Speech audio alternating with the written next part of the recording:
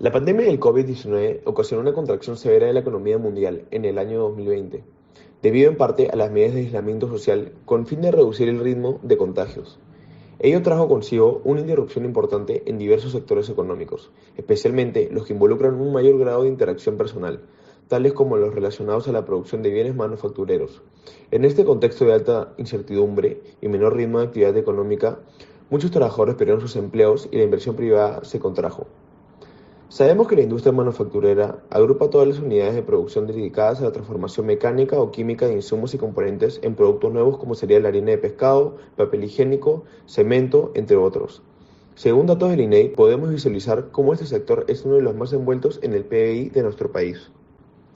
En nuestro país tenemos diferentes actividades económicas, pero el día de hoy nos centraremos plenamente en la industria química, donde analizaremos diversas variables económicas tales como la oferta, la demanda, el comercio internacional, el mercado y el impacto en el sector laboral. Para ponernos en contexto, debemos saber que en el Perú los principales proveedores de medicamentos son boticas, farmacias y farmacias de establecimientos de salud, pudiendo depender del sector público o privado. De acuerdo con Diegemit, basado en los datos del IMS en el 2015, de la venta del mercado farmacéutico, 1.968 millones, los cuales el 62% correspondió a las ventas de farmacias y boticas, de las cuales el 58% de las ventas corresponden a cadenas farmacéuticas. Contextualizando con el cuadro anterior, podemos evidenciar cómo el sector privado abarca inmensamente la demanda del mercado, y es que en el Perú el sector farmacéutico es un mercado oligopolista, es decir, que existen pocos vendedores para muchos compradores. En este cuadro podemos ver cómo las principales cadenas vendedoras de productos fármacos pertenecen a un mismo grupo, dándole la ventaja de estabilización de precios al producto. Por el lado de la demanda, como mencionamos anteriormente, los consumidores, con tal de protegerse contra el virus, compraron en masa muchísimos productos, entre ellos mascarillas, descartables, alcohol en gel, productos fármacos que contengan vitamina C, etc. Hicieron que las ventas de productos fármacos simbolicen un 16% del PBI del año 2020, la cual fue considerada una gran oportunidad para las farmacias debido a la abundante demanda de la población, la cual incrementa en un 26.8 respecto al 2019. Además de las compras por pánico, generaron un aumento de 8.9 en la demanda global de medicamentos para enfermedades crónicas en marzo del mismo año. Si bien las empresas farmacéuticas generaron mayor riqueza debido a la alta demanda, estas empresas no pudieron maximizar sus ganancias debido a que hubo una reducción de oferta de parte de estas empresas. Esto se debió a los siguientes dos factores internacionales. El primero, según el diario Gestión, fue el alza del dólar, la cual afectó la importación de productos base a la elaboración de los fármacos, pues el aumento del valor del dólar se visualizó en los precios de los fletes para importar los productos.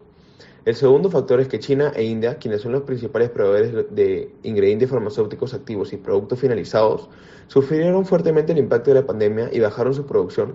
Esto afectó negativamente la importación de esos productos debido a la demanda internacional de las potencias mundiales, como Europa y Estados Unidos, los cuales abarcan la mayoría del mercado,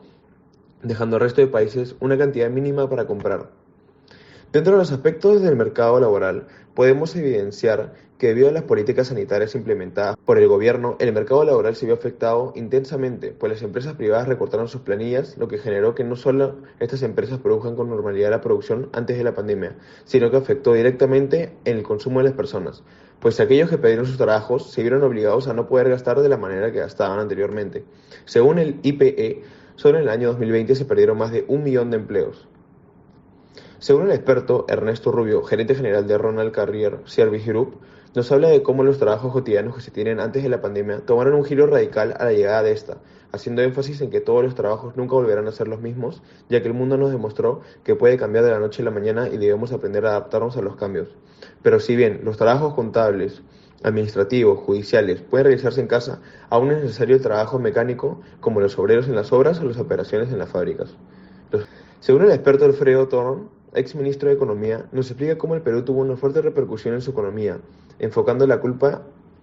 en las malas y dramáticas decisiones tomadas al cerrar todo el tipo de rubro el 15 de marzo con el comienzo de la pandemia.